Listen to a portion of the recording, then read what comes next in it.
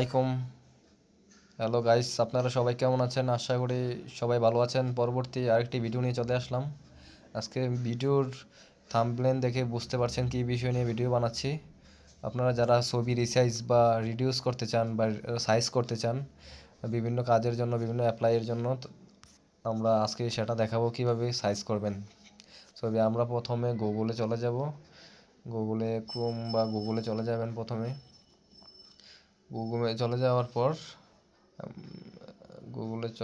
যাওয়ার পর আপনি কি করবেন, রিসাইজ ইমেজ লিখে সার্চ দিবেন। তখন দেখবেন আপনার কয়েকটা ওয়েবসাইটে এসে বাসবে। বাসার পর তখন আপনি প্রথম ওয়েবসাইট ইমেজ রিসাইজার যেটা আছে ওইটার মধ্যে ঢুকবেন।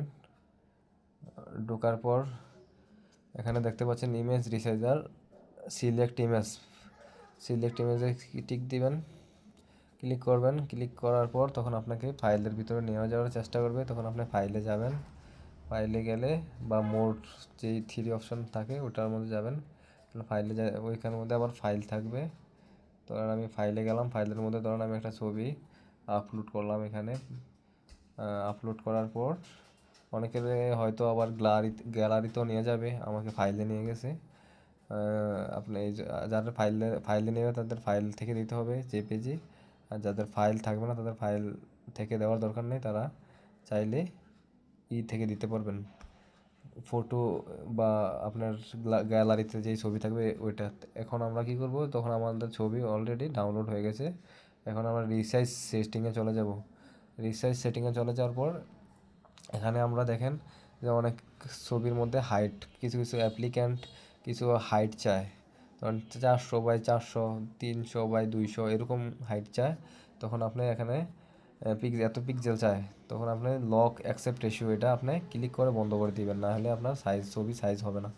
তাহলে এখানে আমি 200 ছবির সাইজ ধরেন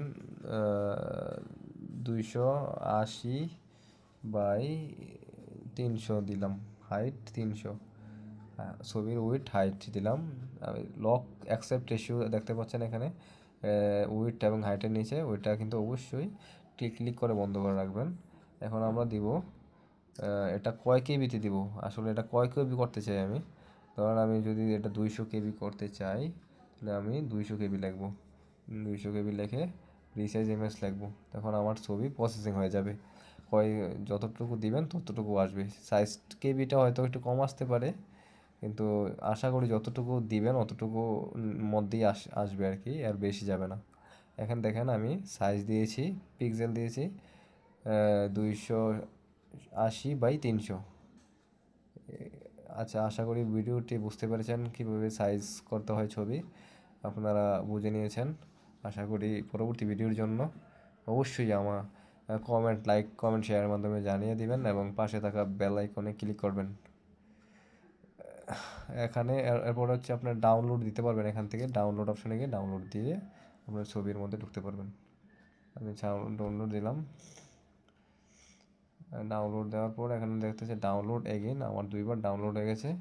এখানে আমার ভিতরের দিকে যেতে হবে, উপরে যেতে হবে, উপরে গিয়ে আমার ছবির ভিতরে ঢুকতে হবে। দেখেন আমার ছবিটা 280x300 হয়েছে। ওকে, আশা করি গাইস সবাই ভালো থাকবেন, সুস্থ থাকবেন এবং আমার জন্য অবশ্যই দোয়া করবেন। আশা করি সবার ভিডিওটা উপকারে আসবে।